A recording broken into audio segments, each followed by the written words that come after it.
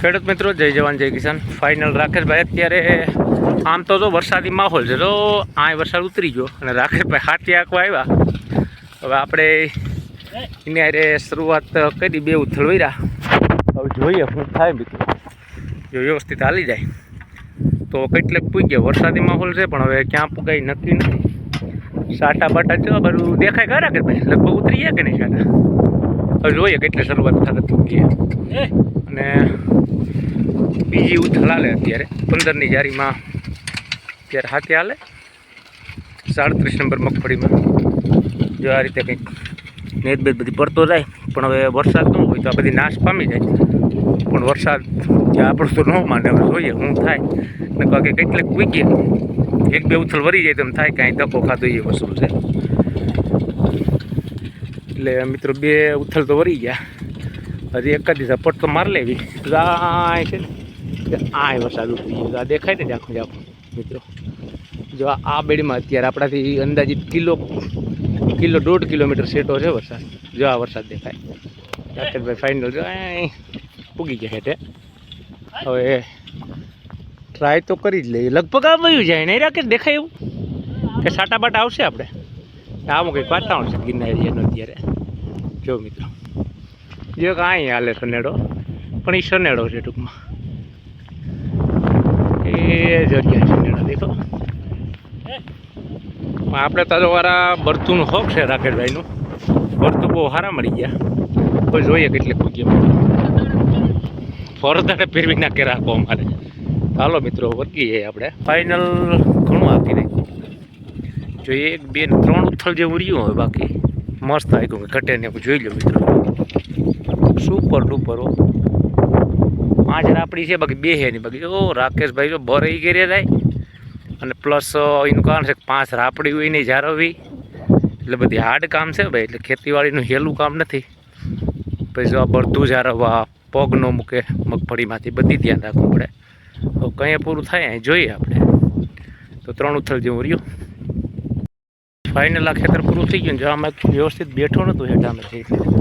જો પાછો રાકેશભાઈ ઉથલ મારી. હવે આપણે સીધા કટકીમાં ઉતરી જાવ. હવે તો રાપડો થઈ ગયો ઘટે. જોઈ લો આ રીતે ડબલ વખત થાય એટલે હવા મળી ગયું હોય ને જૂનાને. જો આ અમુક આગ બેસતું નહોતું ને, જો વસ્ત તો આ રીતે કંઈક છે વ્યવસ્થિત કામ કરી આપવાનું. બધા ઉથલ વાર કટકીમાં ઉતરી જાય. વાત થાય પૂરી. ફાઇનલ કટકીમાં ઉતરી જાય. જો 5 રપડી મસ્ત બેલો હાલ્યા જાય આ રીતે. જો આમાં ઉપાડા ક્યાંક થતા હોય ને પહેલી વાર બેલો એટલે તો બધી કાઢવું પડે. ટૂંકા પોરું થતું હોય. જો આવું તો આવું છે મિત્રો. ફાઇનલ આપણે રાત્રો પૂરું કરીને જો વાડી આવી ગયા.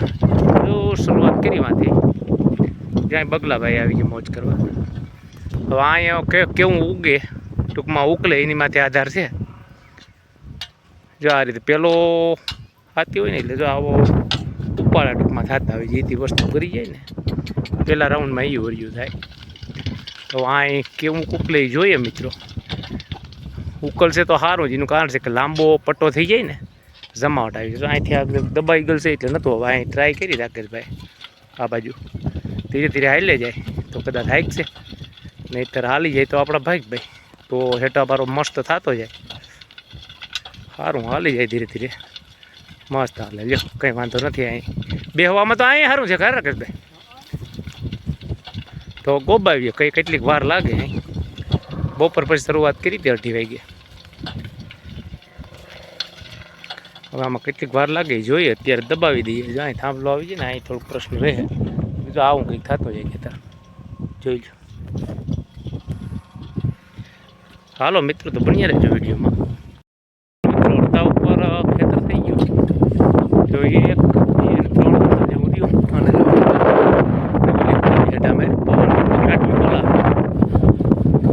જો દીએ આ બાજુ નમી ગયું. 5:30 જેવું થયું મિત્રો.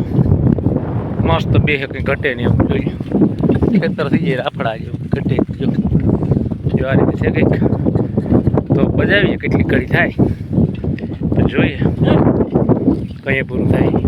મિત્રો ફાઇનલ જો આપણે બેલો આંકવાનું 2 ખેતરમાં કામ હતું. એ પૂરું છું દીએ હાથમાં જવાની તૈયારીઓમાંથી એનું કારણ કે હવા 6 જેવું થઈ ગયું. જો આખું કહેતા રાકેશભાઈ આ બાજુ હેઠા મેર આપી હતી એટલે આપણે નેવરા એ હાથી લઈને આમ વૈયા જાય ને આપણે મોટરસાઇકલ લઈને ઘેર વૈયા જઈએ. હેઠા મેરે લઈને બતાવે તો આ રીતે જો સેલી હેઠા મેરનું કામકાજ હાલે મિત્રો. તો વિડીયો કેવો ગમ્યો લાઈક કોમેન્ટ સબસ્ક્રાઈબ કરવાનું ભૂલતા નહીં. જય હિન્દ જય ભારત.